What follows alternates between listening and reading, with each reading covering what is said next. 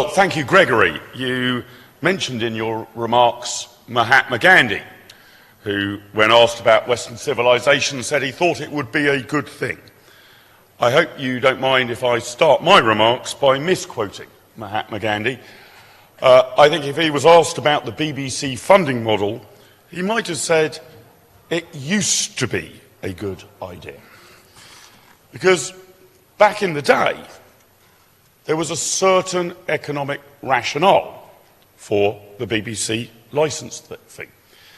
Throughout much of the 20th century, TV and radio displayed many of the characteristics of what economists call public goods. It's important to understand that in the jargon of economics, a public good isn't necessarily something that is good for the public. That would be far too straightforward.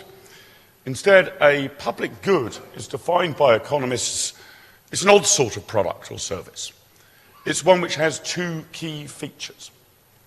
It is non-excludable and non-rivalrous. The textbook example in an economics A-level textbook is usually given as a lighthouse. Once you're providing it, it doesn't matter how many people use the service. That's the non-rivalrous bit. The cost of running the lighthouse does not go up if more boats are benefiting from the light. But even more important, especially when we turn our attention to broadcasting, is the non-excludable bit. Non-excludability means it is near impossible to provide the service to people who choose to pay without non-payers also getting the benefit. Until recently, television was non-excludable. If the family at number 74 were paying to receive TV broadcasts, the people living at number 75 could easily pick up the signals for nothing.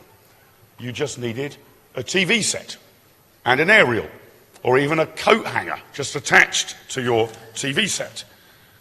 So there was a certain logic then in insisting that anyone with the basic kit capable of picking up TV and radio signals should pay the same fee.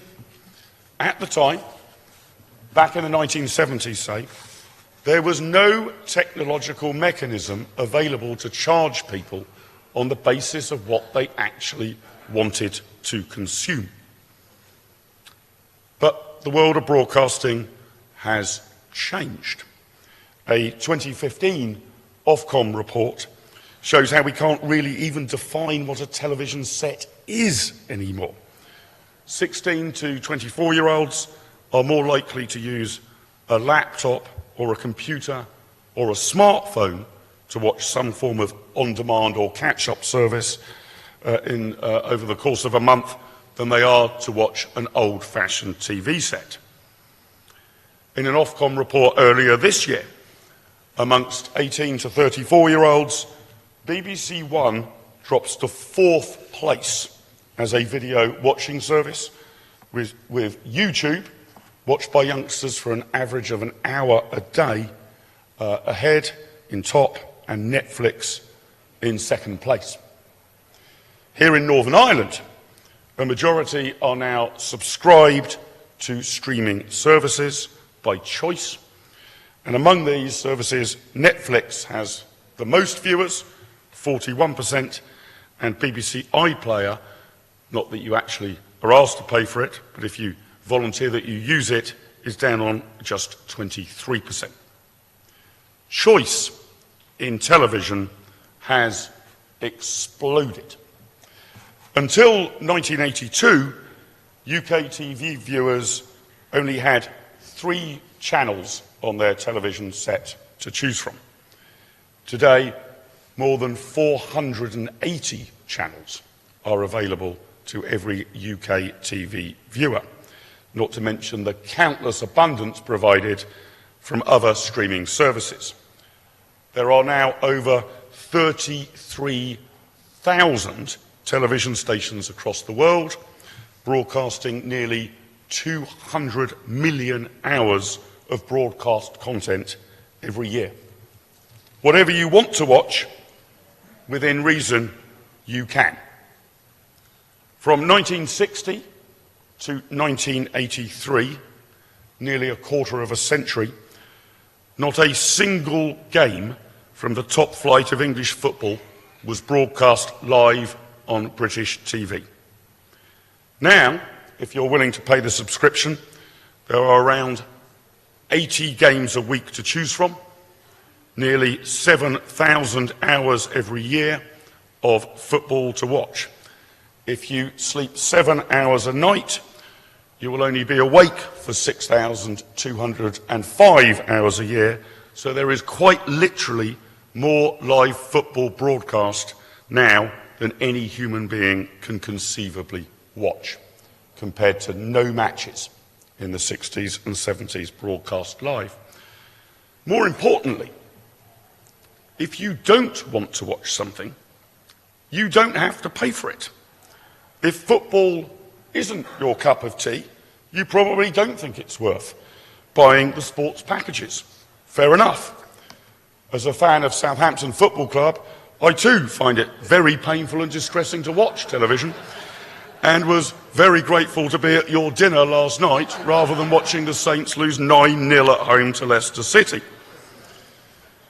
But the technological switch from terrestrial to digital television now means we can treat the BBC in exactly the same way that we treat Sky or BT Sports. If you don't want it, don't pay for it, and the only penalty you should face should be that the channels are switched off on your TV set. Because if our law enforcement system is overstretched, perhaps it would be a good idea to stop punishing people through the courts who don't wish to pay for BBC services.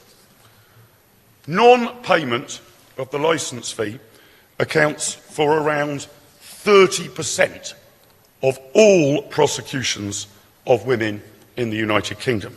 This is an extraordinarily high cost. 1 in 9 cases in front of the Magistrates' Court are for non-payment of the licence fee. Fully 10% of criminal cases that are faced. Around 100 people are imprisoned every year in the United Kingdom for their refusal or inability to pay the licence fee. I'd gently suggest to you that this is too high a human price to pay simply to ensure that Bargain Hunt and Homes Under the Hammer remain on non-commercial television. It's an outrageous way for our criminal justice system to operate. Fortunately, there is an alternative. In your party's manifesto at the last election, you were committed to reducing the licence fee or replacing it with a subscription-based model. I'd encourage you to fully embrace the latter option, a subscription system for the BBC. I know there are loads of you, Gregory, you mentioned this, who are concerned about bias in the BBC. But if it was a subscription-based model, this wouldn't really be an issue. Those who choose to pay could become members of, let's say, the National Broadcasting Trust. They could control the governance of the organisation. Those who don't wish to sign up don't have to. As I say, many people are concerned about impartiality and bias and whether television really is educational.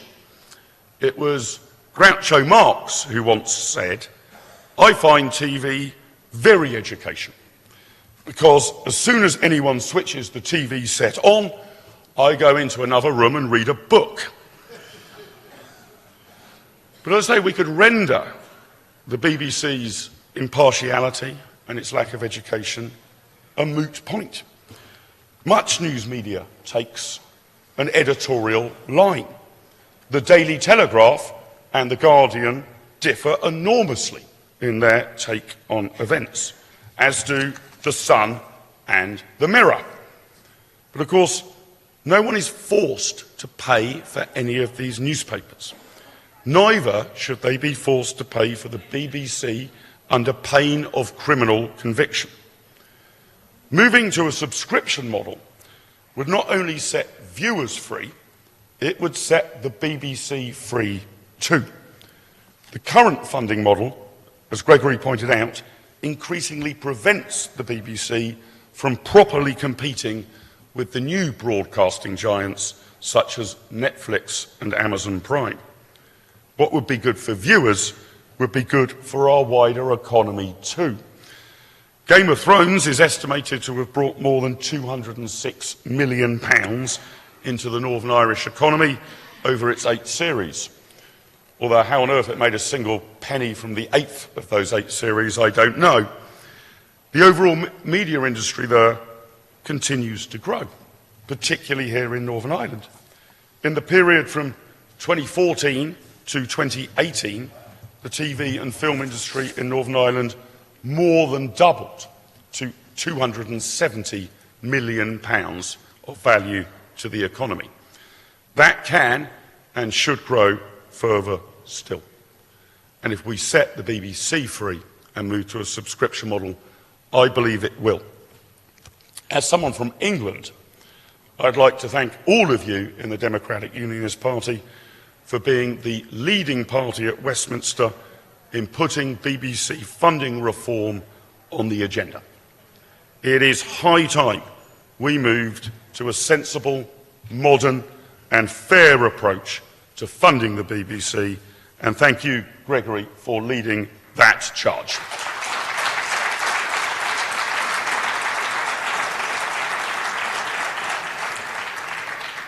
Thanks to all of you for your time and attention. Let's set broadcasting free. Enjoy the rest of your conference.